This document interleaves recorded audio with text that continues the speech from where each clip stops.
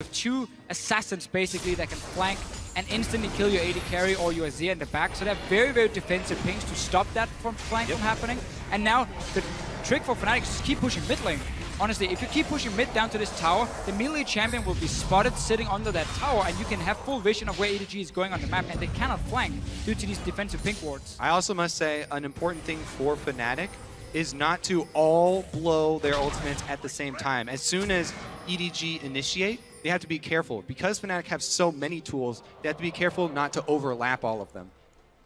But it is a good setup for now for Fnatic. EDG obviously is going to look to try and challenge it, get in there, see if they can get some deep wards behind Fnatic, so you have that flanking option with double teleport. And it's always a fun little pre-fight over vision and control of the map before the dragon starts. Honestly, the reason that we put so much pressure on the early game and the snowballing and the team comp that EDG have put together here, the slow pace of the game into 21 minutes here is actually fairly good for Fnatic. Huni's been even able to farm up in the top side, sort of freezing there to the Trinity Force, and does have the high impact barrels now. So that's another reason why vision around Dragon is going to be so important. If you can set up barrels in the brush, then you get the chain reactions that really turn a team fight. And you mentioned, Trevor, you know, this EDG being very melee heavy, one barrel can take out the whole squad. Yeah, we'll see whether or not Huni can make that land. I've heard from production that there is a keyboard-related issue with Rainover, the Q key, actually, specifically. So we're getting that resolved. Very important. Getting that resolved right now. And then, of course, we will get back into this. So we've mentioned the zone control excessively. The setup is in place. You can see the goal difference between the respective lanes, or really lack thereof. This is a very even, very static game that could be broken wide open by this very next team fight. Yeah, and because Fnatic has been able to defend that mid tower, even though there's been 2 dragons for EDG already. Yeah. And just Fibberman sitting and wave playing for most of the time, except for that second dragon where the rest of the team came in. EDG, again, has just been farming. They do have a team, though, that does really well with 1 or 2 items, like the Kassadin. Often the big spike for him is get 2 items, get the fully stacked Rod of Ages, and you start having enough power to really assassinate someone.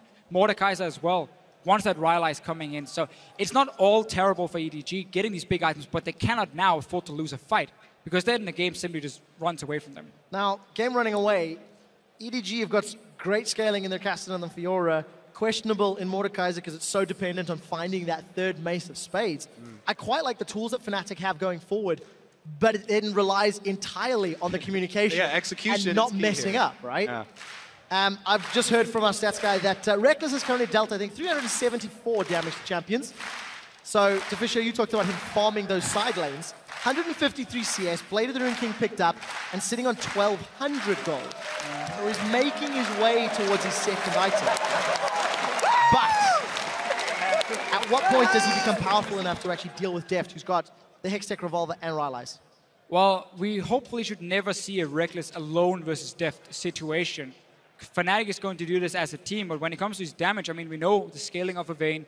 Blade of the Rune King is the first important one, where he can start handling himself. And if a big team fight happens now, he can do decent damage if he gets to sit an auto attack. Also, I have to say, the thing you need to keep track of is levels. Don't forget about the passive here from Mordekaiser. He's got 2 levels up on Reckless. Yes, the items are going to be fairly similar with the amount of gold he's been able to collect as he goes back to purchase next, but the extra levels there for Deft, definitely adding a lot of stats. And we can also see EDG later on in the game start using the fact you have Kassadin and Fiora, both of them with teleport. They are in the side lanes. You can even set them in the same lane and go 2v1 against Huni. Like, jump in. You have the mobility to do it. Because Fibberman is the wave play with the teleport.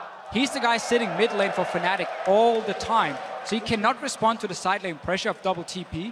There's a lot of ways EDG can play that out, either split push the whole thing or jump up to each other. Just to explain to the guys in-house, the players did unpause the game to test whether or not Rainover could cast Q. For obvious reasons, the test did fail, I'm afraid. So the guys are busy triaging the problem.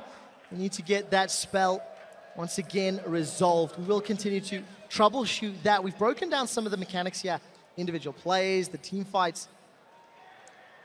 Where do these teams now sit in terms of communication, right? Because this dragon fight is impending. Fnatic actually backed away.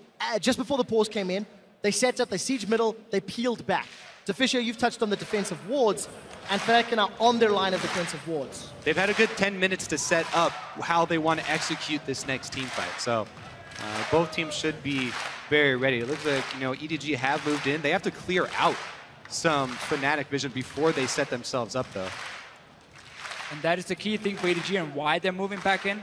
February needs to keep pushing mid over and over and over. But you also have to be careful when it comes to recalling close to a dragon.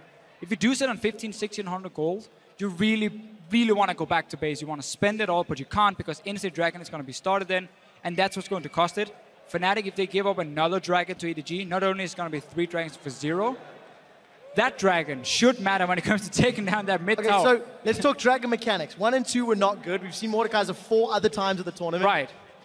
Martin, you are the dragon aficionado. Freak. No, you were real excited about it the last time. So I used to hate that dragon.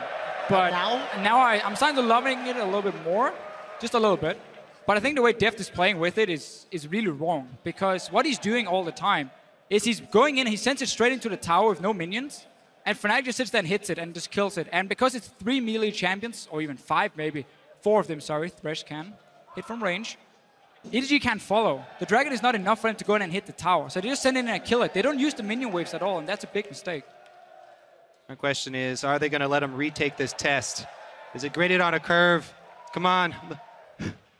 They need some help. Looks like we're going to have to send it over to the analyst desk, though. That we are. Unfortunately, guys, we will head to the analyst desk. I will keep you entertained and informed while we resolve the problem.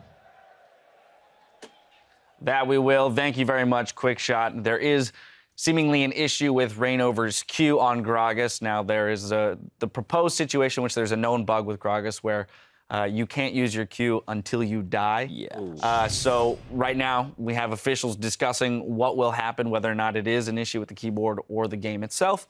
In the meantime, gives us some time to discuss.